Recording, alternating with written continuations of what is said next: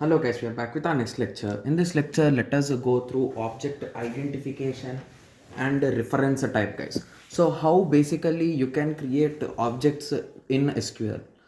Okay, so we'll be discussing about them and how you can refer them and how you can use them, right? So we'll be discussing these topics in this lecture guys.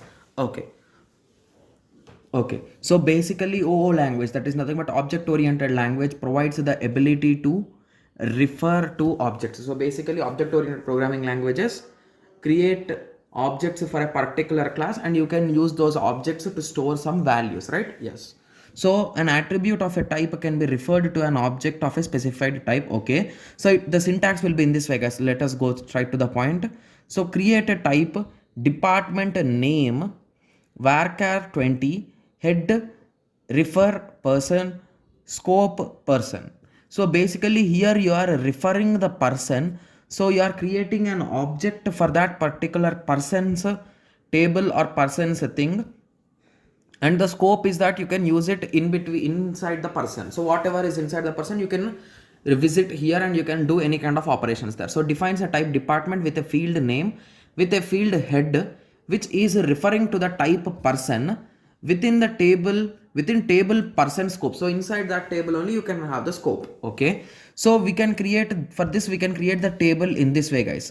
So create a table, departments is the table name and a department is this, which we are creating this as a table now. Okay. Okay, so here we defined the type, so what it is.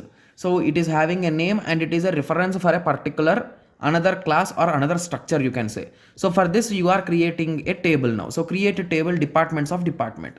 Okay. Okay, so once you have created it, there is one more option. So you created the table successfully, right? Yes. So even you can do one more thing also. So you can even omit this scope guys. So we can omit the declaration of scope per people from the type declaration and instead make it additional field in the table creation. So sometimes you might be getting confused about this scope, right? So sometimes you can even do in this way. There is no need to write scope here only. You can write it after this also. So create a table department of a department head with options scope people. So you can write in this way also. Okay, so any of them will be working. Okay, so similarly self-referential attributes.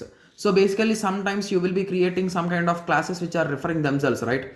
So if you recall in a node, so whenever you are creating a linked list, in that you will be creating class or structure node, and then the first thing only you will be writing node star address, right? So here you are referring itself. So these are nothing but self-referential guys. Okay, referring a table must have an attribute that stores the identifier called self-referential attribute. Okay, so create a table people of a person, refer is person underscore id system generated. So basically it is generated and it will be stored. Okay. Okay, so now let us go through how you can initialize the reference type values. So how you can initialize them. So with the same simple syntax you can insert them guys. So to create a tuple with the reference values, we can first create a tuple with a null reference. Okay, and then set the reference separately. Okay, so insert into departments value CSC and null. Yes, so this is a simple way of inserting guys. Okay, so you have successfully inserted it, and if you are trying to update some kind of things, you can update departments, set a head. So here you are updating your head guys. Set a head equal to select p dot person from person as p, where name is equals to John, where cs equal to where name is equals to cs, department name or some kind of name. Okay, so in this way you can update it, you can get the value here, and based on the department you can take the value. Okay, so this is nothing but a nested statement guys. Here you are updating and here you are selecting. So based on the selection you will be doing the updating process. So that is the reason why these type of statements are also called as a nested statements. Okay. Okay, so similarly you are having user generated identifications. Okay. Okay, so the type of object identifiers must be specified as a part of type of defining the referenced tables. Okay.